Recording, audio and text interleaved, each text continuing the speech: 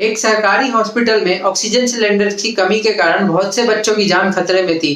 तभी उस हॉस्पिटल के एक डॉक्टर ने अपने पर्सनल खर्चे पे उन बच्चों को ऑक्सीजन सिलेंडर मुहैया करवाए, जिससे काफी बच्चों की जानें बचा ली गई थी। तो फिर इसके बाद ऐसा क्या हुआ कि उस डॉक्टर को जेल में डाल दिया गया? आइए जानते हैं आज की इस वीडियो में। नमस्कार दोस्तों, मैं हूं गौरव और आप देख रहे हैं सोशली लीगल। तो चलिए शुरू करते हैं। तो जैसा कि आप में से कुछ मेरे दोस्त समझ ही गए होंगे, आज हम बात करने वाले हैं डॉक्टर कफील खान के बारे में, जो कि एक गोरखपुर के एक सरकारी अस्पताल में डॉक्टर थे। 2017 में एक इंसिडेंट हुआ जहां पे काफी सारे बच्चे बीमार हो गए उनके हॉस्पिटल में और उन्हें ऑक्सीजन सिलेंडर्स की काफी जरूरत पड़ गई। और उस टाइम पे ऑक्सीजन सिलेंडर्स की उनके हॉस्पिटल में काफी शॉर्टेज थी। तो उन्होंने अपने पर्सनल खर्चे पे जाके ऑक्सीजन सिलेंडर्स मंगवाए और उन बच्चों की जानें बचाई। लेकिन बाद में उन्हें इस ट्रेजेडी के चलते अपनी जॉब से डिसमिस भी कर दिया गया था। इसके बाद क्या हुआ, 2019 में उनको अलीगढ़ मुस्लिम यूनिवर्सिटी यानी कि AMU से कॉल आया कि आप हमारे कॉलेज में आके स्पीच दीजिए। ये उस वक्त की बात है जब CAA के प्रोटेस्ट चल रहे थे पूरे देश में। जिसके बाद डॉक्टर कफील खान AMU में 13 दिसंबर 2019 को स्पीच देने जाते हैं, जिसके बाद उनके ऊपर काफी सारे क्रिमिनल चार्जेस लगा दिए जाते हैं और इसी के साथ साथ NSA चार्जेस भी लगा दिए जाते हैं, ये बोलकर कि उनकी स्पीच जो थी वो हेट्रेड फैला रही थी, जिसकी वजह से अलीगढ़ जो डिस्ट्रिक्ट है वहाँ का जो पब्लिक ऑर्डर मेंटेन करना है काफी मुश्किल हो सकता है। जिसके बाद उन्हें NSA एक्ट लगाकर 13 फरवरी 2020 से लेके 1 सितंबर 2020 तक प्रिवेंटिव डिटेंशन में रखा गया। जिसके बाद 1 सितंबर को उन्हें इलाहाबाद हाई कोर्ट से बेल मिली। बेल देते वक्त इलाहाबाद हाई कोर्ट ने ये कहा कि जो स्टेट है वो पूरी तरह से नाकामयाब रहा है ये प्रूव करने में कि उनकी स्पीच में ऐसी कोई भी चीज बोली गई थी जिससे हेट्रेड फैले या फिर जिससे NSA एक्ट के चार्जेस जो हैं वो प्रूव हो पाए या फिर प्राइमा फेसाई उनको दिखाया जा सके। इसी के साथ इलाहाबाद हाई कोर्ट ने यह भी कहा कि जो भी इनका डिटेंशन पीरियड एक्सटेंड किया गया था वो बिल्कुल ही इलीगल था। और ये बोलते हुए उन्होंने डॉक्टर कफील खान को 1 सितंबर 2020 को फाइनली बेल दे दी। तो एक तरह से आप देखें तो 6 महीने उन्हें प्रिवेंटिव डिटेंशन में रखा गया और जहां पे उनको उनके चार्जेस भी नहीं बताए गए थे। तो अब जान लेते हैं इसी के साथ कि NSA एक्ट आखिर होता क्या है।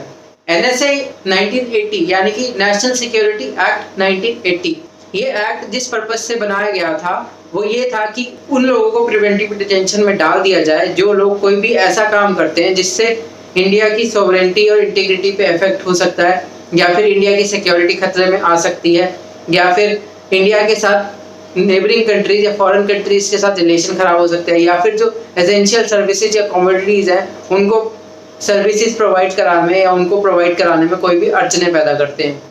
इस एक्ट की धारा 8 ये कहती है कि किसी भी व्यक्ति जिसको भी अरेस्ट या डिटेन किया जा रहा है इस एक्ट के अकॉर्डिंग, उसको जरूरी नहीं है कि हम अरेस्ट के टाइम पे ही उसके ग्राउंड्स बताएं। 5 से लेकर 15 दिन तक लगाए जा सकते हैं सिर्फ उसको उसके ग्राउंड्स बताने के लिए कि उसे क्यों अरेस्ट किया गया है। उसके बाद आता है सेक्शन 13, जिसमें ये कहा गया है कि इस एक्ट के चार्जेस जिस पे भी लगाए जाएंगे उसको 12 महीने तक डिटेंशन में रखा जा सकता है। तो दोस्तों ये थे मेन प्रोविजन NSA एक्ट के। इसी के साथ साथ अब हम एक एक्ट और देख लेते हैं जो कि है UAPA एक्ट 1967 यानी कि अनलॉफुल एक्टिविटीज प्रिवेंशन एक्ट 1967। इसे एंटी टेररिज्म लॉ भी कहा जाता है। इस एक्ट को बनाने का जो मकसद था, जो पर्पस था, वो ये था कि अनलॉफुल एक्टिविटीज या अनलॉफुल एसोसिएशंस को रोका जा सके और भारत की इंटीग्रिटी और सॉवरेनिटी को मेंटेन किया जा सके। अब इसी के साथ देख लेते हैं इस एक्ट के कुछ इंपॉर्टेंट सेक्शंस।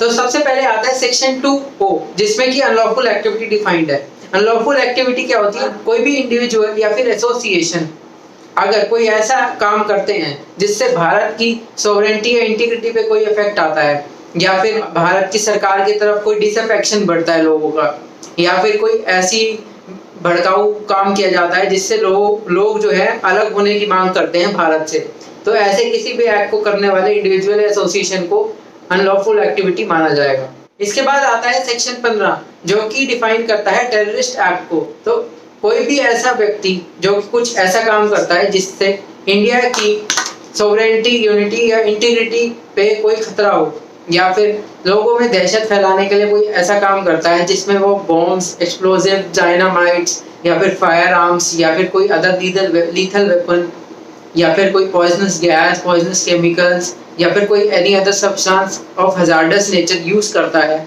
जिससे पब्लिक प्रॉपर्टी की डिस्ट्रक्शन या डैमेज होने का खतरा है, या फिर उससे हो ही जाती है ऐसी प्रॉपर्टी खतरा, या फिर कई लोगों की जाने जा सकती है जिससे, तो ऐसे किसी भी एक्ट को अगर कोई करता है तो उसे टेररिस्ट एक्ट डिक्लेयर किया जाता है। तो कोई भी इंडिविजुअल या एसोसिएशन कोई भी अनलॉफुल एक्टिविटी या फिर कोई टेररिस्ट अटैक अगर करते हैं तो उसके लिए, और उसमें किसी की डेथ भी हो जाती है अगर, तो इस केस में उनको या तो फांसी की सजा हो सकती है या फिर उम्र कैद यानी कि लाइफ इम्प्रिजनमेंट भी हो सकती है। इसके बाद आते हैं सेक्शन 24, 26 और 33। ये सेक्शंस बात करते हैं फॉरफीचर ऑफ प्रॉपर्टी के बारे में। जैसा कि अभी रिसेंटली हमने यूपी में देखा था, जब यहाँ यूपी में सीए को लेके प्रोटेस्ट हो रहे थे और वहाँ पे राइट्स हुए थे, तो यूपी गवर्नमेंट ने उन जो भी एक्यूज्ड पकड़े गए थे उन सबकी प्रॉपर्टी अटैच करा ली थी, और उससे उस पब्लिक प्रॉपर्टी को जो भी लॉस हुआ था उनकी वजह से उससे भरपाई करवाई थी। तो ये जो प्रोविजन थी ये यूएपीए के सेक्शन 24, 26 और 33 में दिया हुआ है इसके बारे में। इस एक्ट की एक बहुत इंपॉर्टेंट प्रोविजन ये भी है कि अगर आप किसी भी इंसान को इस एक्ट के अंडर अरेस्ट किया जाता है तो उसे 180 दिन तक बिना चार्जशीट फाइल करे अरेस्ट करके रखा जा सकता है, जैसा कि एनएसए के अलावा और किसी एक्ट में नहीं होता है। और ये एक्ट जो है ये पॉलिटिकल प्रोटेस्ट को भी कुछ हद तक सप्रेस करता है, जिसकी वजह से ये डेमोक्रेसी के भी कुछ अगेंस्ट दिखाई देना पड़ता है। और 2019 में जो इसमें अमेंडमेंट्स हुई थी उससे पहले तक सिर्फ जो गवर्नमेंट थी सिर्फ टेररिस्ट ऑर्गेनाइजेशंस को ही डिक्लेयर कर सकती थी, यानी कि अगर कोई ऑर्गेनाइजेशन है जो कोई भी टेररिस्ट एक्ट कर रही है या उनकी हेल्प कर रही है तो उस ऑर्गेनाइजेशन को टेररिस्ट ऑर्गेनाइजेशन डिक्लेयर कर सकती थी, इंडिविजुअल्स को नहीं। लेकिन 2019 के अमेंडमेंट के बाद अब गवर्नमेंट के पास पावर है कि वो किसी इंडिविजुअल को भी टेररिस्ट डिक्लेयर कर सकते हैं इस एक्ट के अंडर।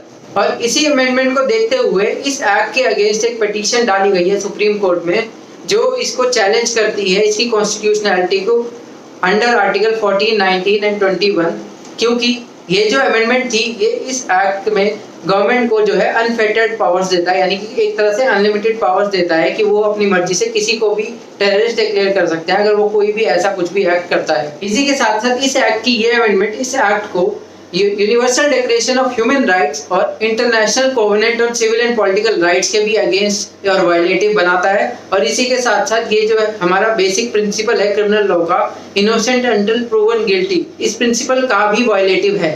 इसी के साथ साथ ये एक्ट जम्मू कश्मीर में काफी आमतौर पर यूज किया जाता है, और रिसेंटली हाल ही में ये दिल्ली राइट्स के केस में और बैंगलोर राइट्स के केस में भी इसका इस्तेमाल किया गया है। तो दोस्तों आज की वीडियो में बस इतना ही। हमें जरूर से कमेंट करके बताइए कि आपको हमारी आज की वीडियो कैसी लगी, और इस वीडियो को लाइक, शेयर और सब्सक्राइब करना बिल्कुल ना भूलें। और हमने अपनी पिछली वीडियो में फार्मर्स के जो 3 ऑर्डिनेंसेस आए थे उसके बारे में बताया था, अगर आपने वो नहीं देखे तो हम उसका लिंक डिस्क्रिप्शन में प्रोवाइड करा देंगे, आप जरूर से जाके उसे भी देख लीजिए, आपके बहुत काम आएगी। और दोस्तों हमें ऐसे ही सपोर्ट करते रहिए ताकि हम आपके लिए ऐसी ही इंफॉर्मेटिव वीडियोस आगे भी लाते रहें। तो मिलते हैं अगली वीडियो में, तब तक के लिए नमस्कार।